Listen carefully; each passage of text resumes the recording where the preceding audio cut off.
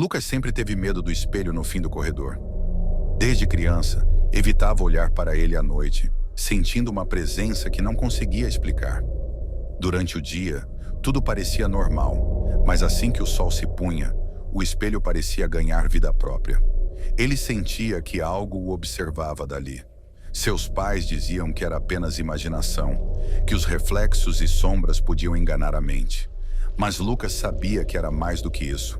Ele já havia visto algo ali, algo que não deveria estar.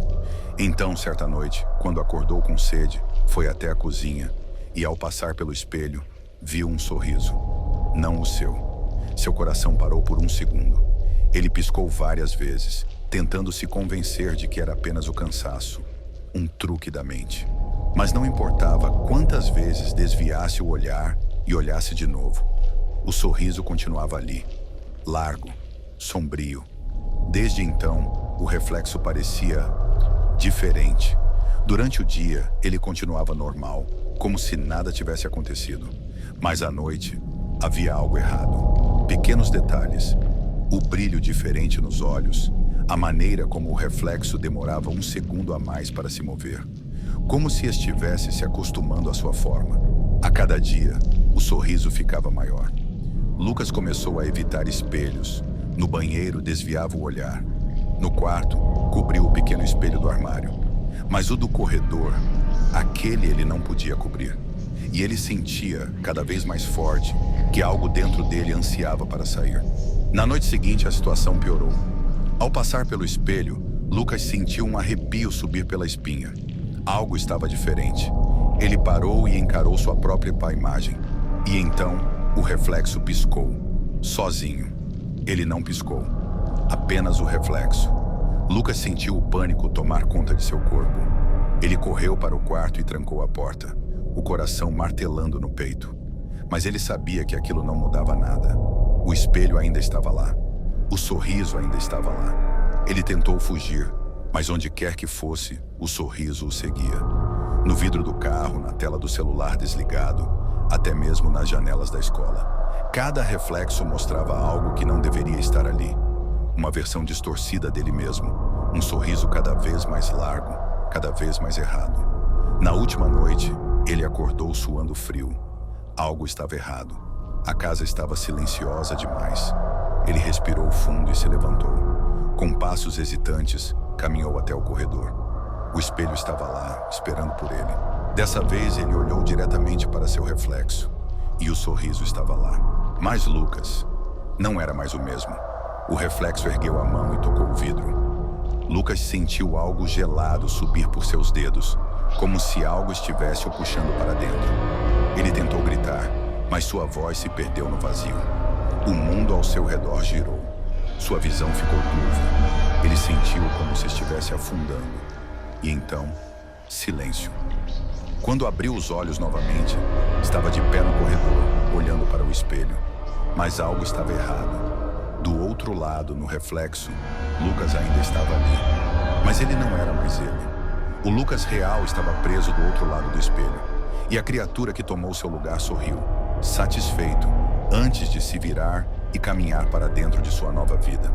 Do lado de fora, ninguém percebeu a diferença. Mas se alguém prestasse bastante atenção, notaria um pequeno detalhe perturbador. Lucas nunca parava de sorrir.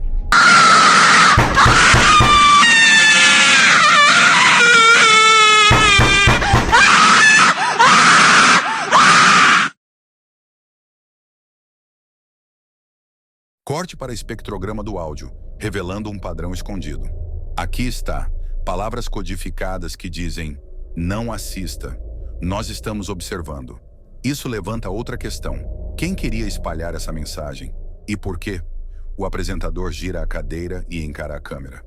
Alguns dizem que é um experimento psicológico, outros que é um chamado de algo muito mais sinistro. Mas uma coisa é certa: esse vídeo não é apenas uma gravação comum.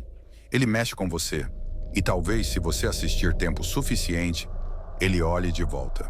Tela escurece lentamente, com um leve ruído sussurrado ao fundo, preparando o clímax. Plano fechado, o apresentador assume um tom mais reflexivo. Chegamos ao ponto final dessa história. Depois de tudo que investigamos, o que realmente sabemos. Corte para flashes de trechos analisados do vídeo. O vídeo era real ou foi uma criação meticulosamente planejada para causar histeria? Plano aberto, o apresentador cruza os braços, pensativo.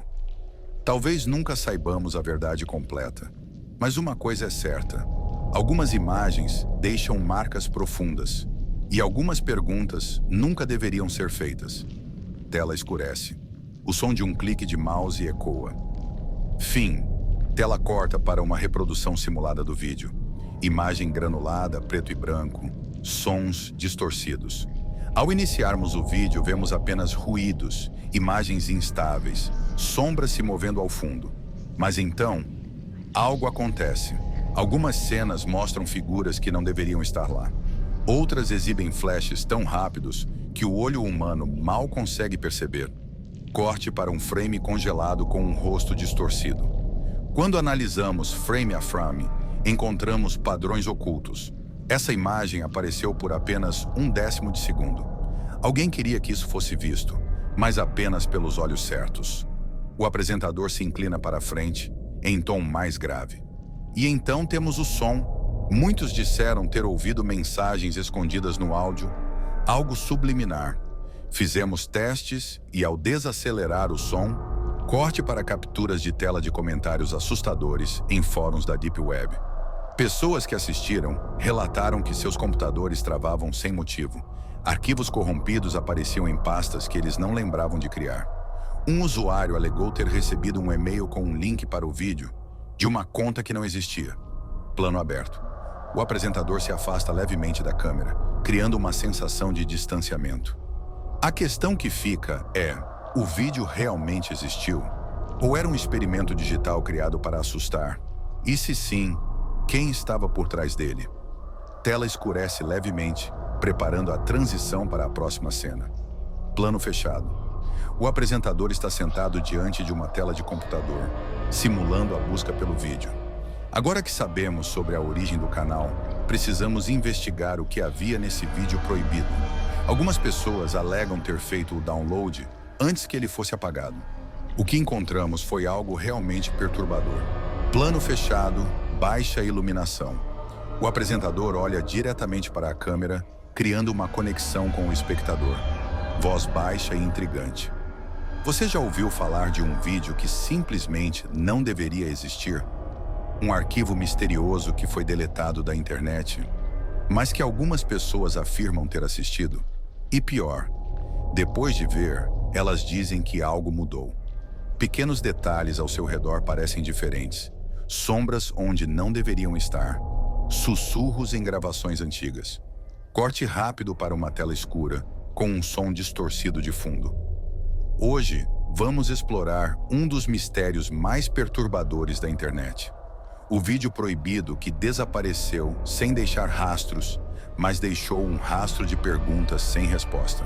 Corte para imagens granuladas de supostos fóruns online discutindo o caso. Mas um aviso: se você continuar assistindo, pode acabar fazendo parte dessa história. Tela preta, som sutil e inquietante antes da transição para a próxima cena. Miguel era um jornalista investigativo obcecado por histórias que desafiassem a lógica.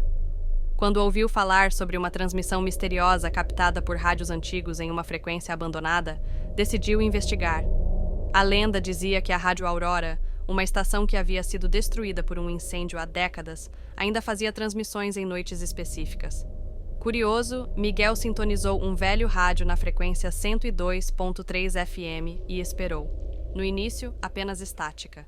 Mas então, uma voz fraca surgiu, cortando o silêncio da madrugada.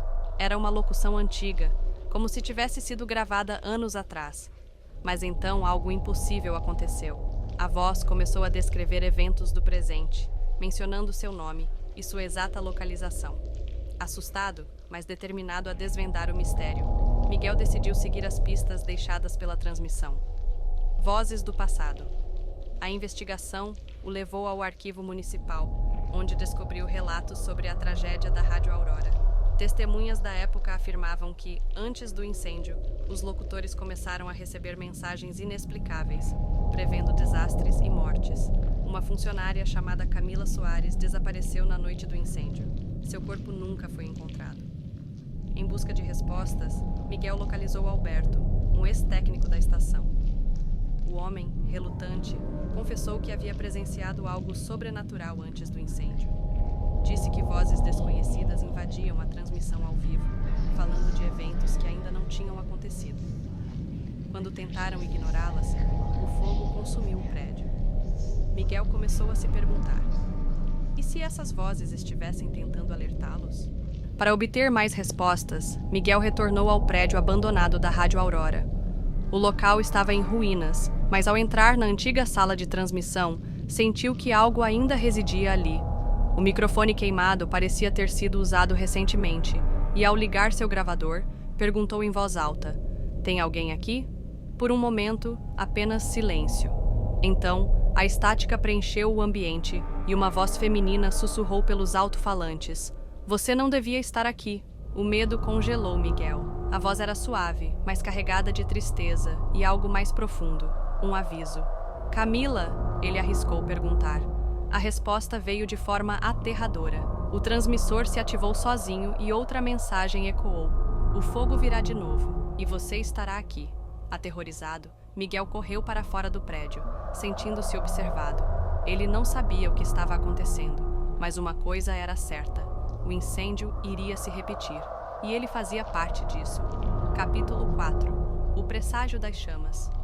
Desesperado para entender a profecia, Miguel procurou o Dr. Samuel Arantes, um especialista em fenômenos paranormais. Durante a conversa, Samuel sugeriu que eventos traumáticos podem deixar ecos no tempo, mas o caso da Rádio Aurora parecia algo além disso. Uma transmissão que se movia pelo tempo, tentando mudar algo. De volta ao seu apartamento, Miguel ligou o rádio na frequência 102.3 FM. No meio da estática, uma voz familiar emergiu. Era sua própria voz. "Se alguém estiver ouvindo, o fogo está vindo. Eu não posso escapar. Não há saída." Miguel empalideceu.